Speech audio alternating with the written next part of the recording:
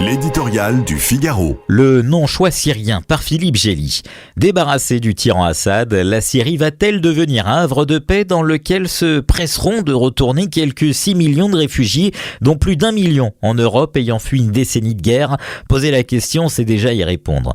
Néanmoins, les Européens prennent des dispositions en anticipation de ce scénario optimiste. Une douzaine de pays ont déjà suspendu l'examen des demandes d'asile émanant de Syriens, espérant voir Damas repasser rapidement dans la catégorie des destinations sûres. En Allemagne, où Angela Merkel s'était distinguée en ouvrant la porte à 800 000 exilés, la droite, en campagne électorale, envisage de financer des retours massifs. Or, la poussière n'est pas encore retombée après la déflagration syrienne. Les Iraniens, qui cornaquaient l'ancien régime, ont pris leurs jambes à leur cou, et les Russes, qui lui offraient prétendument son assurance vie, pourraient ne pas tarder à les suivre. Pendant ce temps, les Turcs parrains du Hayat Tahrir al-Sham, désormais maîtres de Damas, en profitent pour matraquer leur ennemi kurde dans le nord. La coalition anti-Daesh, où les Américains comptent 900 soldats et les Français 600, tente d'empêcher le réveil de l'État islamique dans le désert frontalier de l'Irak.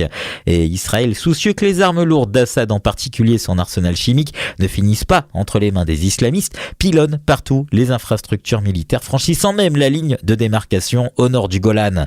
Plus que jamais, la Syrie reste une poudrière. Et l'Europe est payée pour savoir que l'immigration et le terrorisme sont directement indexés sur l'instabilité de cette région. Pour répondre aux demandes de sécurité et de baisse de la pression migratoire, les dirigeants européens n'ont d'autre carte en main que le HTC, un groupe islamiste qui professe son agenda syrien et sa rupture avec le djihad global. Pas idéal, c'est certain, mais toujours mieux que le chaos. Si Ahmed al-Sharer échoue à tenir le pays, on peut être sûr que les flux de migrants et les menaces d'attentats reprendront la direction de l'Europe. Ce n'est pas vraiment un choix que lui donner une chance sans naïveté.